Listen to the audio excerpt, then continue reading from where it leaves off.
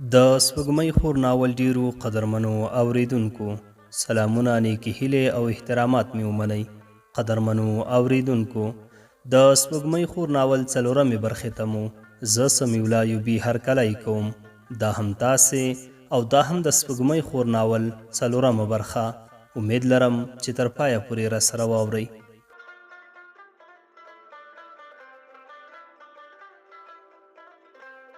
حبیب وویل دا د له خیره پوهنتون هم په یو څو ورځو کې پیلېدونکی دی. د حبیب دې خبرې مې زړه له خپل ځایه وښویاوه. د شینکۍ یاد مې په مرموز ډول په وجود کې څانګې وکړې. زړه مې دا 3 میاشتې د شینکۍ د نه لیدو له کبله لکه د مني پاڼه له څانګې بېله شوې وه. زړه مې داسې مړاوی شوی و چې د پسرلي وږمو هم تازه نه شو کړی. حبیب هر څه تیار کړي وو. دا چې موږ ماسپښین ځانونه ډېر ماړه کړي وو، لاسنیولی لګیا وو. حبیب ته مې وویل زموږ د تمې په خلاف دې دا هر څه تیار کړي، که نه موږ ته دې بل څه ویلي وو. حبیب په نیمه ډکه پیاله لاس ایښی وو. مسکی شو، ویې ویل ښه نو ښایسپوره ډوډۍ مې درته تیاره کړې وای. مېلمستون خنداګانو په سر واخیست. وروسته یې بادام راوړل.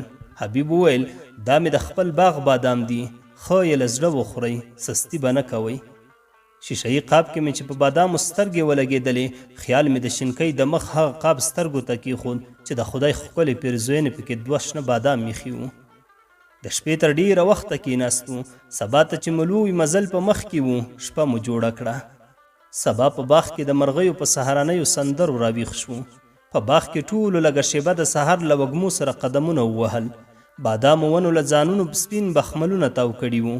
پرته د سهار چای له خوړلو مو له حبیب څخه اجازه واخیستله. د بغلان پر لور روان شو. سړک له دواړو خواو د بادامو بڼونو تر سترګو کېدل. په خبرو کې رباتک له کوتل څخه راتیر شو. د شپې تر ناوخته کېناستل او دې مزل وروسته مې د وجود غړو په درد پیل وکړ. داسې لکه ما چې دا موټر په اوږو راوړی وي. د کور دروازې په مخ کې له موټر څخه ښکته شوم. ناستو ملګرو ته مې د شپې ما سره د پاتې کېدلو ست وکړ، خو هغوی راڅخه لاړل. د کال وروستی ورځ وه. سبا ته نوی کال پیلېده. شنو ونو درانه سیوري خواره کړي وو. پستې هوا بېخوده زړونو ته سکون ورباښه. طبیعت هم د کایناتو په رګونو کې مرموزې خوشبویي پاشلې. څو ورځې همداسې لکه د یو څیز په تمه راباندې تېرېدلې. دا ځل له شینکۍ سره مخ کېدلو ته زیات په تلوسه کې وم. د فطرت ګلاب مې ډېر د شینکۍ د سترګو تږی و. د هوس چینه مې هم نوره په وچېدو ښکارېده. پوهنتون د پیل 2 ورځې وتلې وې. مازدیګر د کلي په بر سر کې هلکانو د والیبال لوبه کوله. یاد ورته د لوبې نمرې نیولې. ورغلم، په خوا کې ورته کېناستم. د لوبې ختمېدو وروسته مې ورته وویل سبا ته ضرور پوهنتون ته ځو. نور مې په وجود کې شینکۍ پسې وینه وچه شوې. نه ګورې چې له سترګو مې د انتظار تورې کړۍ تاوې شوي دي.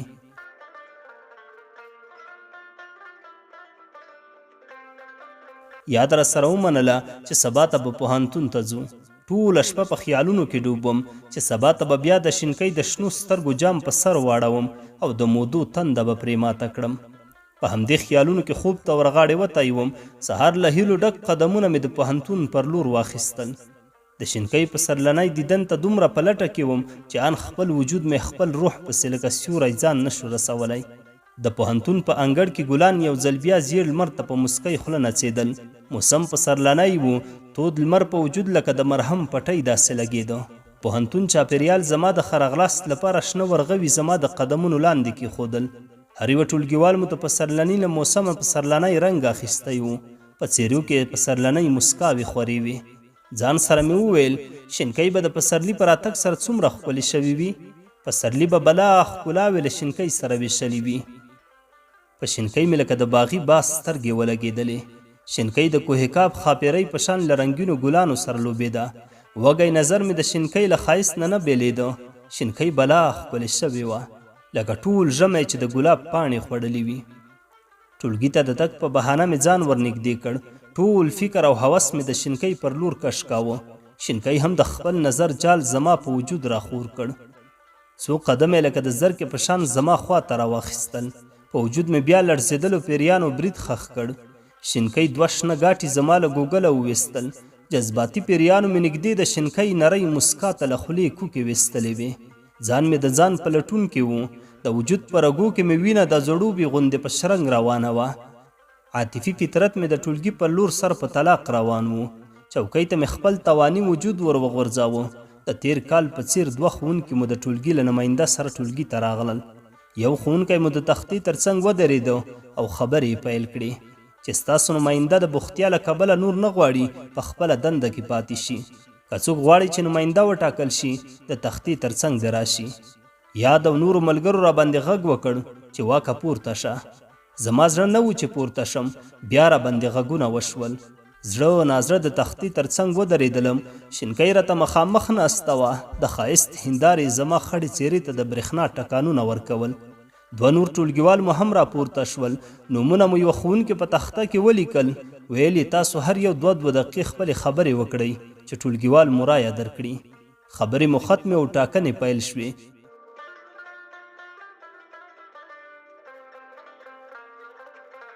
ټولګیوالو مو د خپلې خوښې د نومان نوم په وړوکي کاغذ کې لیکه. ټول کاغذونه د پخواني نماینده په لاس راغونډ کړی شول. زړه مې زیات لړزېده چې څه به وشي. هسې نه چې د شینکۍ په مخ کې ټاکنې وبایلم. د یوه ښوونکي له لورې شمېرنه پیل شوه. لومړی د هغوی رایې وشمېرلې. وروسته چې زما وار راغی د هغوی له رایو زما د رایو شمېر واوښته. غږ یې وکړ چې واک ته دې مبارک وي. بل ښوونکي هم غږ پرې وکړ چې د واک رایې وشمېره. دای هم پوه شي چې څومره کسان مې تر شا ولاړ دي. ما فکر نه کاوه چې زه د نماینده شم، خو دا هر څه زما د اند خلاف ترسره شول. په ټولګي کې د لاسونو پړکار پیل شو. شینکۍ هم خپلې نازکې او پستې ګوتې په ډېرو پړقولو سرې کړې وې. ښوونکو د نمایندګي مبارکي راکړه. شینکۍ هم په سترګو کې زما په بریالیتوب وموسېده. کېناستو او ښوونکی مو له ټولګي څخه بهر شو. هر یوه ټولګیوال مو یو ځل بیا مبارکي په پلمه رانږدې شول. راغلم په خپل ځای کې کېناستم. شینکۍ په اهنین غږ په مسکا او شونډو غږ کې راته دا خبره وڅڅوله چې واکه درته مبارک دی وي. د شینکۍ دې لفظ ته مې ډېر په ګرانه دا توري سره یو ځای کړل چې نړۍ مننه کوم شینکۍ. د ټولګي نمایندهتوب زما لپاره د شینکۍ سترګو ته د نږدې کېدلو ښه فرصت و. خو بیا هم په زړه کې مې دومره توان نه لیده چې شینکۍ ته د زړه خبره وکړم. تل به همدې خبرې ځورولم. په ټولګي کې مې مسؤلیت ډیر شو. غوښتل مې چې د ټولګیوالو ستونزو ته لاسرسی پیدا او ورته د حل لارې ومومم. د درس ویلو وروسته شینکۍ او پاتو په کیسو بوختې وې. شینکۍ راته وویل واکه په دې ورځو کې زیات بوخت یې. ما ورته وویل هو رښتیا هم ډیر بوخت یم. خوښ یم چې د ټولګیوالو په خدمت کې یم. رښتیا شینکۍ یوه خبره مې رایاده شوه. هغه دا چې راته ووایه ټاکنو کې د رایه زما په ګټه وکاروله که د بل چا. شینکۍ د ګلابونو غوټۍ وسپړلې. مسکی شوه. په خیالګرو سترګو یې راته وکتل چې ستا په ګټه مې ونه کاروله نو د چا په ګټه مې وکاروله؟ که یې نه منې له پاتو پوښتنه وکړه. زړه مې شینکۍ سره د خبرو په وخت کې د خوښۍ سپرغۍ شیندلې او هوس مې په شینکۍ د ګلابونو باران پیل کړی و. د شینکۍ مې مننه وکړه او ورته ومې ویل تاسو یاست چې زه یم.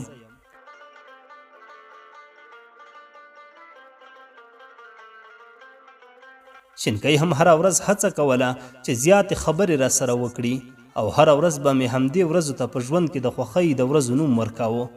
ځان به مې په جامو کې نه ځایېده. شینکۍ او پاتو به کله کله په یو ډول جامو کې راتللې. کله به یې چې تورې جامې اچولې وې شینکۍ به مې په بې روحه وجود ته روح ورپکاوه. په وجود کې به مې احساس لکه ماشوم په خاپوړو راغی. د دري ژبې ښوونکی مو د ټولګي له دروازې راتېر شو او موږ یې د درنښت په خاطر په خپلو چوکیو کې ودرېدلو.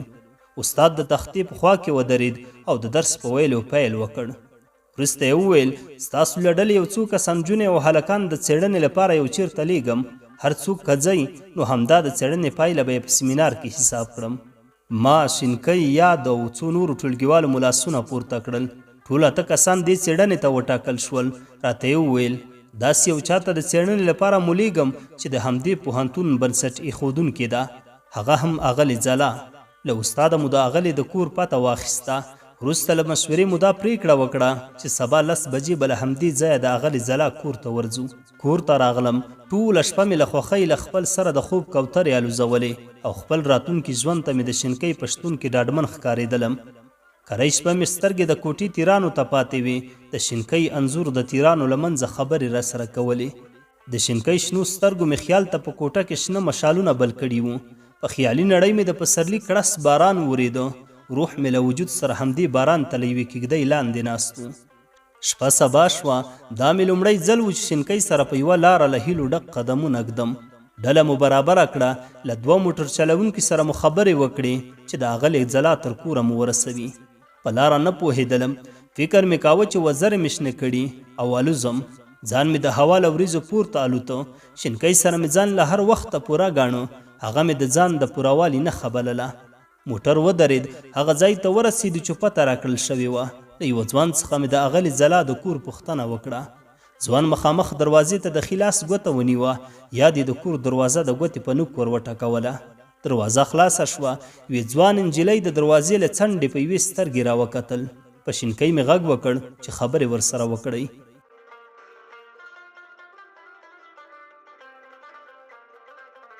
شینکۍ ځان او موږ ور وپېژندلو. شینکۍ ورته وویل غواړو له اغلې ځلا سره مرکه وکړو. کور ته د ورتللو بلنه یې راکړه. په یوې ښکلې وړوکې کوټې کې کېناستو. شینکۍ مې بې روحه وجود ته مخامخ کېناستله. د مخ له واورین میدان څخه یې ململینه کټاره تاو کړې وه. شینکۍ مې یوه زړه ته 2 غبرګ شنه دامونه کېښودل. بایللی احساس مې د شینکۍ پاړوګرو سترګو له دم لاندې راغی. اغلې ځلا امسا په لاس له دروازې راښکاره شوه. په درنښت یې ټول له خپلو ځایونو پورته شو. ښوونکې ځلا له وجوده زیاته کمزورې او د پاخه عمر مېرمنه وه. په نوبت مو پوښتنې ترې پیل کړې. ځوابونه ډېر اوږده وو. 8 پوښتنو ډېر وخت ونیوه. شینکۍ سپینې نرۍ ګوتې له قلم سره لوبولې او کله به یې قلم پر سرې کتابچې کېښود. خیال یې د ځلا ملغلرو خبرو ته و. د ځلا ځوانې لور لومړی یخې اوبه، وروسته یې چای، وچه میوه او کلچې راوړې. شینکۍ په مرمرین لاس کې ډکه پیاله په یوه نازنین انداز نیولې وه. د ځلېدونکو نوکانو ځلا یې د پیالې په منځ کې نڅا کوله. مرکه پای ته ورسېدله. له ښوونکي ځلا څخه مې غوښتنه وکړه که مو خوښه وي په ډله ییزه توګه له تا سره انځورونه اخلو. یاد ته مې کمره په لاس کې ورکړه. موږ د ځلا تر څنګ ودرېدلو او د یادښت لپاره مو انځورونه واخیستل. وخت هم ډېر تېر شوی و. له اغلې ځلا سره مو خدای پاماني وکړه. تر پاخه سړکه پیاده راغلو.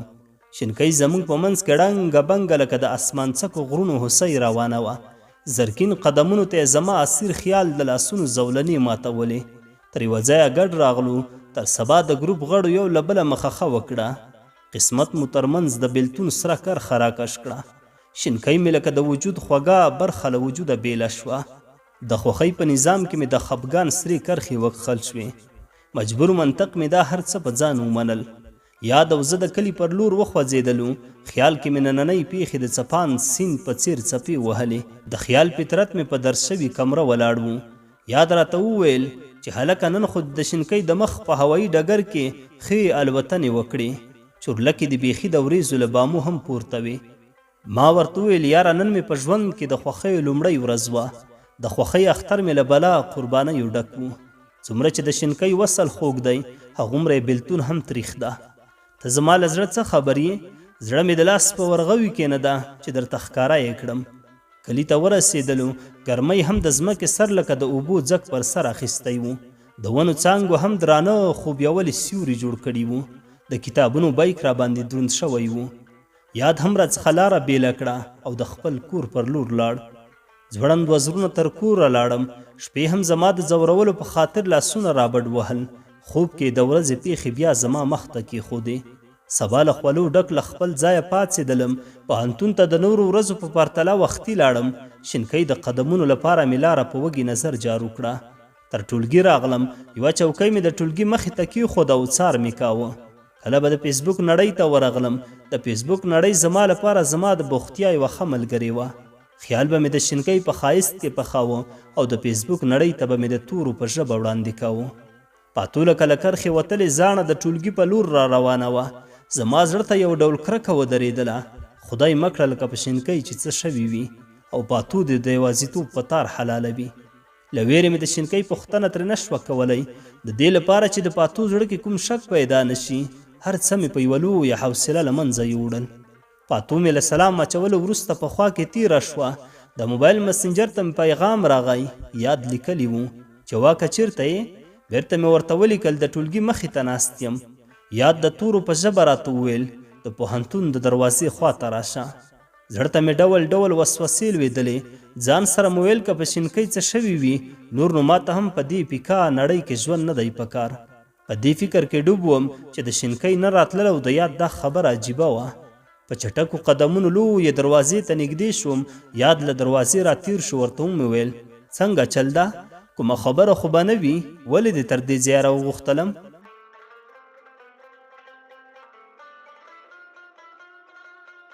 یاد راته په خندا شو. ویې ویل نه کومه خبره نشته. د دې لپاره مې راوغوښتلې چې سزا درکړم. نن ولې له ما پټ راغلی؟ یاد ته مې وویل کارونه د ډېر عجیبه دي. زما خو د زړه له پردې وویست. زیات ټولګیوال راغلي او د شینکۍ کوم څرک نشته. فکر مې وکړ هسې نه چې په شینکۍ څه شوي وي او تا د دې لپاره تر دروازې راوغوښتلم. یاد په منځ بیلو ویښتانو کې ګوتې کش کړې او په کړس خندا کې وویل ته دومره شینکۍ پسې مړ یې، که څه پرې کېږي نو کېږي به. یاد ته مې د دې خبرې ځواب نه و ورکړی چې په شینکۍ مې د ورخطا څېرې سترګې ولګېدلې. له خپل مخه د بېلتون پرده پورته کړه او زما له وجود سره د وصال تار ونښلاوه. خپل وجود کې مې د پوروالي نښې څرګندې شوې. شینکۍ را نږدې شوه. د سلام له اچولو وروسته یې وویل واکه دلته څه کوې؟ ولې په ټولګي کې ښوونکی نشته؟ د شینکۍ دې لنډو پوښتنو ته مې زړه غوښتل چې اوږده ځوابونه ورکړم، خو په کمزورې ژبه کې مې دومره وسه نه وه چې شینکۍ ته مې یو څه پرې ویلي وای. بس دومره مې ورته وویل هغوی غونډه لري. شینکۍ د ټولګي پر لور روانه شوه. زما زړه د هغې قدمونو پسې لکه لار ورکی مسافر روان شو. د ښوونکو له غونډې وروسته د ټولو ټولګیو نمایندګان د پوهنځۍ ریاست ته بلل شوي وو. زه هم لاړم. یوه د غونډې له پرېکړې خبر کړو. هغه ویل چې د دې اونۍ په پای کې مو ازموینې پیلېږي. ټولګیوال مو خبر کړئ چې خپل درسونه ښه په غور سره ووایي. ټولګي ته راغلم. د تختې تر څنګ ودرېدلم. شینکۍ او پاتو په لومړیو چوکیو کې ناستې وې. شینکۍ سره د سترګو جنګول له کمره ځان غورځول وو. تر اوسه مې په وجود کې دومره زور نه و پیدا چې شینکۍ ته د په شخو سترګو وګورم. ټولګیوال مې له هغې خبرې خبر کړل چې ازموینې ته چمتوالی ونیسئ. دا پوښتنه مې ځان سره له ډېره وخته بې ځوابه پاتې وه چې کله د ټولګي مخې ته پورته شم شینکۍ ولې دوه سترګې زما په بېروحه وجود کې خښې کړې وي. شینکۍ او پاتو په زړه کې یوې او بلې ته ډېرې نږدې وې. یوې به بلې ته د ناپامۍ په وخت کې په مخ څپېړه ورکړه. د شینکۍ جلال او جمال ته به خود د ټینګې نه وم. تل به زما نظر د دې سپینو نریو ګوتو ته و او ځلېدونکو نوکانو به د شینکۍ ګوتو ته دوه برابره ښکلا وربخلې وه. د ګرمۍ هم جم و جوش و. د دریشۍ کورتۍ به مې په اوږه واچوله او د نیکټایي کړۍ به مې هم سسته کړه. د ازموینه په سهار ټولګي کې مې چوکۍ منظمې کړې. د لیکوالۍ استاد مو په لاس کې د پاڼو بنډل نیولی و. ټول ټولګیوال ورته په خپلو ځایو ودرېدلو.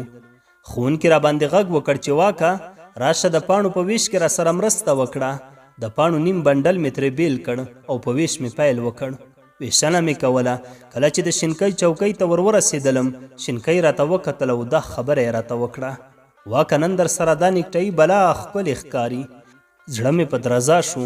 پاڼې مې د دې لپاره چې رانه ونه لویږي په ګوتو کې مې کلکې ونیولې. پر ژبه ګونګ شوم. شینکۍ ته مې هېڅ ځواب ورنه کړ. عاطفي څېره مې بوږنوونکو احساساتو کلا بنده کړه.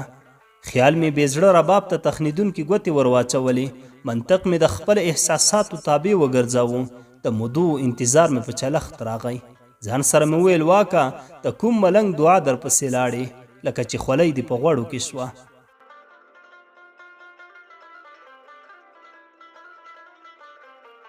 د امید په نغري مې د خوښۍ دیګی باندې شو. د پاڼو په ویش نه وم پوه شوی. یو وخت مې نږدې هغو کسانو ته بیا پاڼې ویشلې وې چې ښوونکي ورته له ما د مخه ورکړې وې. ځان مې د خیال له کېږدۍ بهر کړ. یوه پاڼه مې ځان لپاره ترې بیله کړه.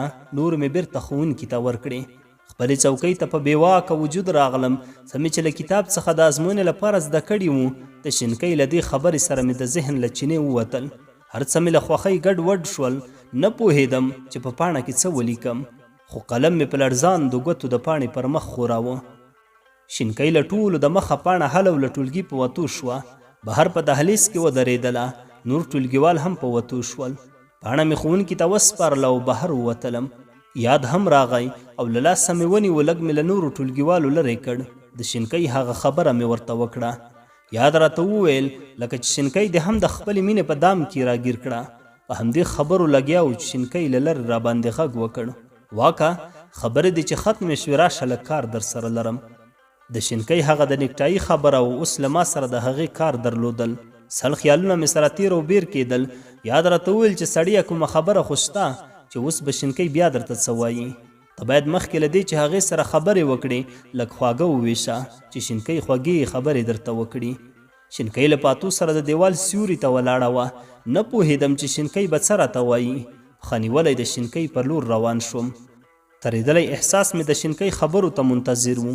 شینکۍ د تاثیرناکو خبرو ښکار شوم. هغې راته وویل واکه د لیکوالۍ له استاد سره د سیمینار په اړه خبرې وکړه چې څه درته وایي او څه وکړو. په دې وخت کې مې ځان له ځانه لرې و. د شینکۍ د ښایست وږی خیال مې له ګریوانه نیولی و. د شینکۍ د مخ دوه شنو چورلکو زما په بېزړه وجود او ورخطا منطق غبرګ بمونه غورځول. په نیم ګونګ لفظ مې د شینکۍ دې خبرو ته د سر په خوځولو سره لکه اسیر غلام لبیک وویل. د ښوونکي پر لور لاړم. هغه راته لیست وسپاره چې ټول ټولګیوال پکې لس کسان ګروپ بندي شوي وو. استاد راته وویل چې هر ګروپ ته د لیکوالانو او شاعرانو انځورونه لوی چاپ او ورسره د ګروپ د غړو نومونه ولیکل شي. راتلونکی ساعت مو خالي و. ټولګیوال مو تللي وو. ښار ته لاړم. یو چاپوال سره مې پیر محمد کاروان د انځور چاپولو خبره وکړه او د نومونو لیست مې هم ورته وسپاره. تر مازدیګره د چاپ کولو ژمنه را سره وکړه. مازدیګر د لوی چاپ شوي انځور له اخیستلو وروسته کور ته لاړم. سبا د جمعې ورځ وه.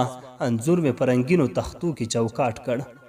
مازدیګر مې په میلمستون کې د وروستۍ ازموینې کتاب لوسته. دروازه وټکېدله. کتاب مې بند کړ. ګورم چې یاد و. کتاب یې په لاس کې نیولی او یوه ګوتې د کتاب د پاڼو په منځ کې د نښې لپاره دننه کړې وه. میلمستون ته مې د راتلو بلنه ورکړه. د کاروان په لوی انځور یې سترګې ولګېدلې. اوهو ویل یې دا څومره ښکلی دی. دا د څه لپاره چاپ کړی؟ هغه لیست مې ورته ښکاره کړ چې استاد راته سپارلی و او په کیسه مې هم پوی کړ. خو ګیله یې وکړه چې په دې ګروپ کې به د زما نوم هم لیکلی و. ما ورته وویل یارو دا زما کار نه دی که نه. که زما په زړه وای ستا او د شینکۍ نوم مې په دې ګروپ کې له ځانه مخکې لیکه. خو څه وکړم؟ څومره چې شینکۍ ته ځان نږدې کوم سپېره تندی مې یاري نه راسره کوي.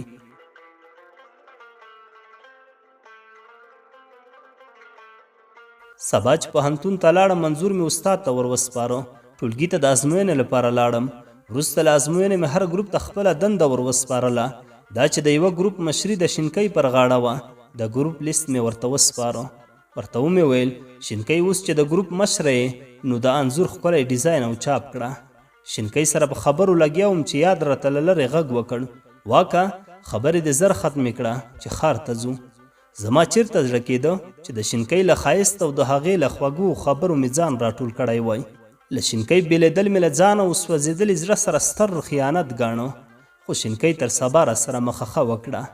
د ښایست رنګین ښار یې زما له وږي فطرت څخه واړه او واړه قدمونه یې د لویې دروازې پر لور واخیستل. زه داسې شوم لکه د ګلانو له خواږه خوبه چې خیالي پسرلی لاړ شي. یاد راغی په اوږه یې ټپ راکړ او د لویې دروازې پر لور یې کش کړم. ښار ته لاړو. په همغه چاپ ځای کې مې یاد ته هم لوی انځور ډیزاین او چاپ کړ. په وروستي ساعت کې مو د لیکوالۍ مضمون و. استاد د سیمینارونو پوښتنه وکړه چې چا تیار کړي دي. یاد شینکۍ او څو نورو لاسونه پورته کړل. د نورو چاپ شوي سیمینارونه یې ومنل خو د شینکۍ په سیمینار کې نیمګړتیا وه. ښوونکي نیوکه پرې وکړه او د دوهم ځل چاپ امر یې ورته وکړ. ښوونکي راته وویل چې واکه سیمینارونه در سره راواخله او ما سره راځه. تر پښتو څانګې مې سیمینارونه ورسره ورسول. بیرته د ټولګي خوا ته راغلم. شینکۍ د ښایست څانګې مړاوې وې. سپوږمۍ د خور په مجاز خفګان څادر خور کړی و. راغله راته مخامخ ودرېدله. په بېروحه وجود کې مې د هغې مخې ته د قاتل مجرم په څیر زولنو کې تړلی ولاړ وم. شینکۍ خپل چاپ شوی سیمینار زما مخ ته ونیو چې دا در واخله. زما په تړلې خوله کې داسې ژبه نه وه چې شینکۍ ته مې انکار پرې کړی وی. چاپ انځور چې سره تاو کړی و ترې وامیخیست. شینکۍ په یوه نیازبین او د یوې بدماشې کرکټرې په څیر راته وویل دا انځور به دا ځل ته راته چاپ کوې نه به پکې نه وایې. لاجوردي سترګې را باندې رابرګې کړې. زما په بېوسه فطرتي خیال یې د ناست په ژبه د غضب قدمونه کېښودل. له ټولګي په وتو شوه په تګ کې مخ راواړوو. دا خبره یې وکړه چې سبا ته یې چاپ شوی غواړم که نه نو بیا به ګیله نه کوې.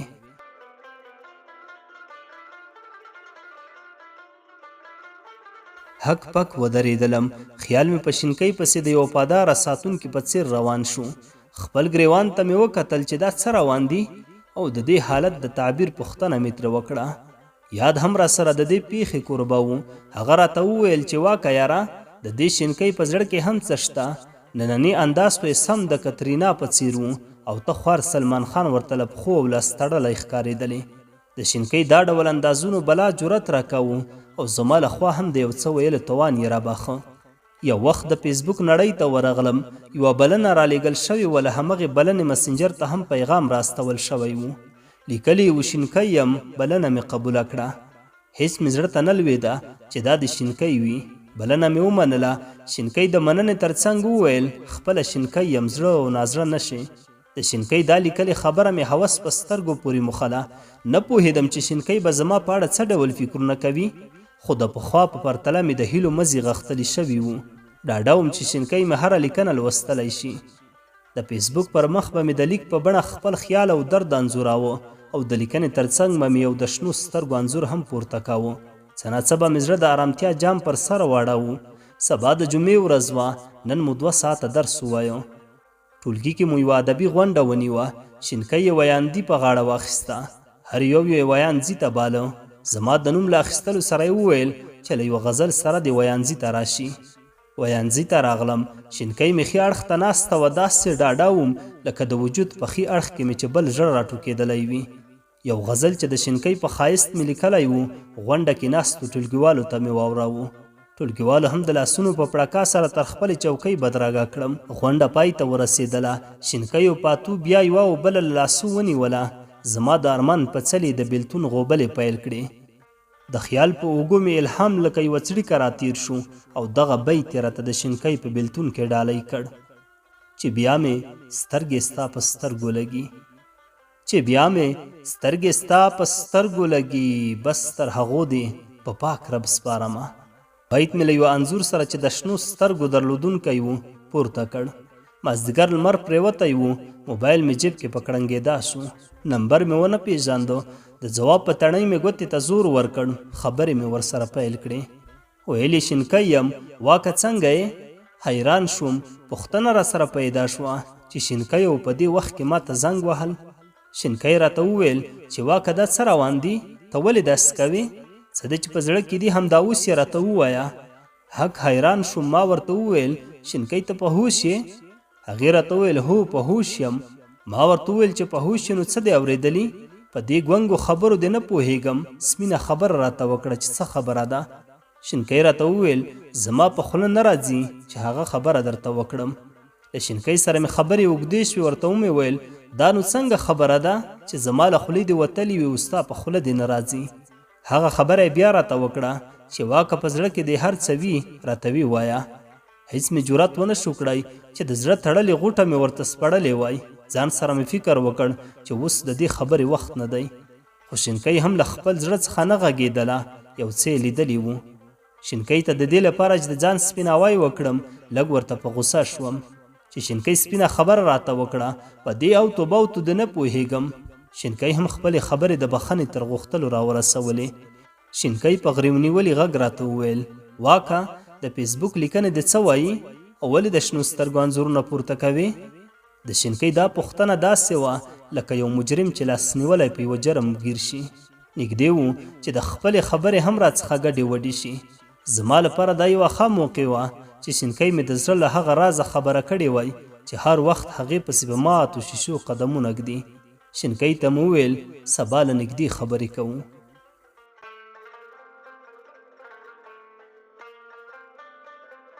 د سپوږمۍ خور ناول ډیرو قدرمنو اوریدونکو، دا وه د سپوږمۍ خور ناول 4مه برخه. تر بلې برخې پورې مو په لوی څښتن تعالی سپارم. ښاد و آباد اوسئ.